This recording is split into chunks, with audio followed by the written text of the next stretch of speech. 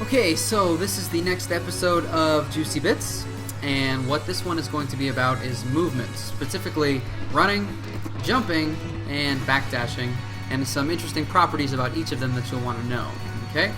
As a beginner, you will learn over time that movement in KOF is very, very important, and it's important that you know all the different ways to move, because movement is one of the biggest keys in how successful you get in KOF.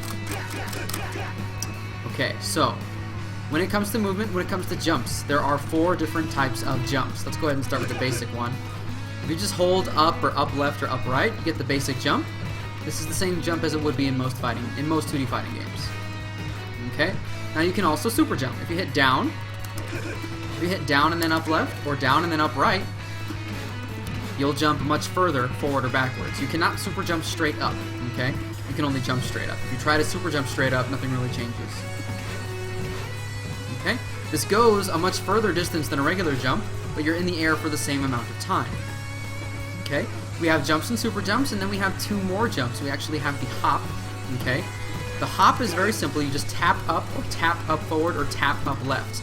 The idea is you need to return to neutral or to a downward direction before it becomes a full jump, okay? So it might be helpful for you to press up and then down, up left and then down, up right and then down. And that might be helpful for you to get hops consistently, but what you want to go for is to be able to hop without hitting down. If you're playing in an arcade stick, just tap it. Tap it lightly. Don't hold it. If you're playing on a control pad, just press and release really, really quickly. Okay? Now, on top of hops, we also have the hyper hop, which is basically a super short jump, okay? Input a super jump, like down, up, forward, but then immediately let go of that up, forward. And instead of doing a regular hop, you'll get one that covers much more distance. So we have the hop and the hyper hop. Same idea, one covers more distance, but they're in the air for the same amount of time. Hop, hyper hop. Hop, hyper hop. Okay? So basically down, up, left, down, up, right. And then quickly let go. Again, if you're having trouble with the hyper hop, quickly press down after you're done, and that might help you a little bit. Okay? Those are the 4 jumps. And if you know what pre-jump frames are, there are pre-jump frames in KOF. I don't really need to show them too much. It's something you'll learn more with experience. Okay? Now, in addition to the jumps, there's also running. Okay? Just simply double tap forward, and you'll continue to run. Okay?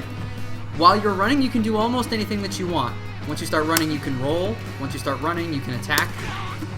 Once you start running, you can jump. Okay? If you do jump while you're running, it will become a super jump. And if you hop while running, it will become a hyper hop, okay? Also, while you are running, you cannot input a throw, okay? If you'd like more information on throws, please check out my video on throws. Okay? You can throw instantly out of a run, but if you're holding forward, you cannot throw, okay? Another interesting thing you can do with a run is you can very quickly cut it off and then start again. Like this. If you double tap forward and then back forward like this, you can start running and then stop for just a split second and then keep running.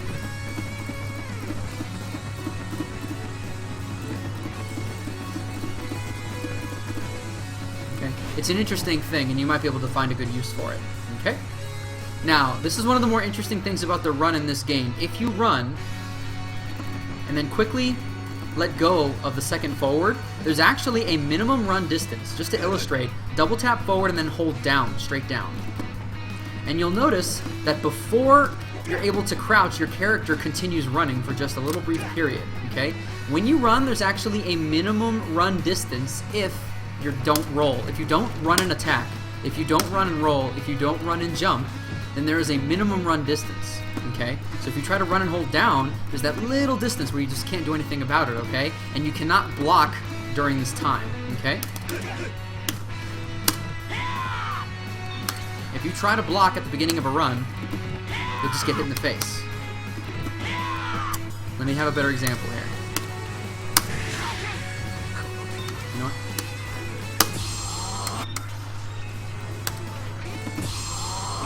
Okay, you cannot block during this really brief period at the beginning of a run.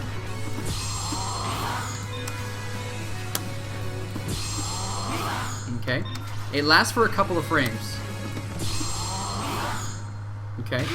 But you cannot block high or low whatsoever during this initial period. However, after that initial period has run out, then, after that initial period,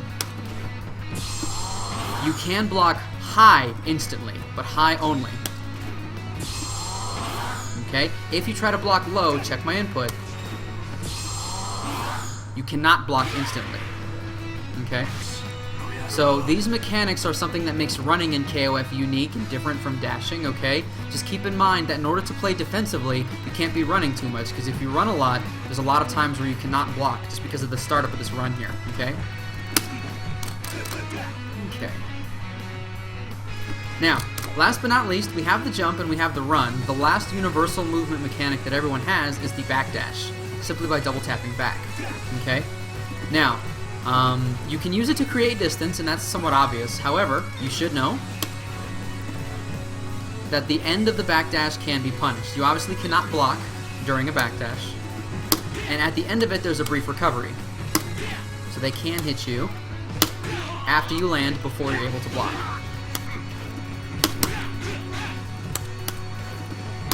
There we go.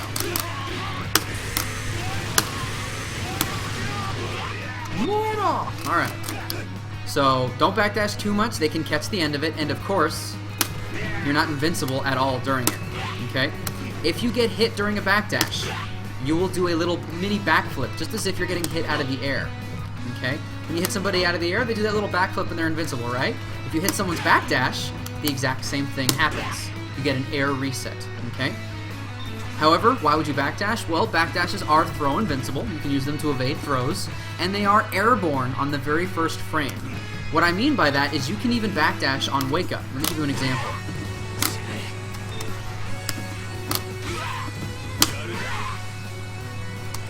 Okay, what we have right here is a meaty attack, a very, very deep crouching C. I have to block this on wake up. Okay, unless I want to uppercut through it, there's not much I can do about this attack, but I can backdash it.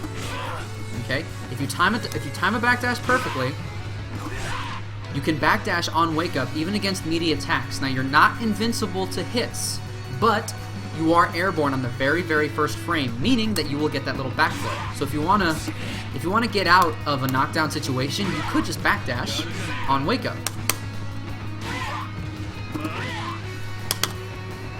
One more time. There it is. Whew. It's tough to do. It'll take a lot of practice to do consistently, but you can even do this in the corner. Okay? In fact, it really doesn't matter where you are on the screen. You can always backdash on wake up if you want. If you get that little mini air reset when they attack you, that means that you backdashed properly, and it's another way to think about defending in this game. Don't just block and uppercut. You could also backdash and take a hit and escape the situation.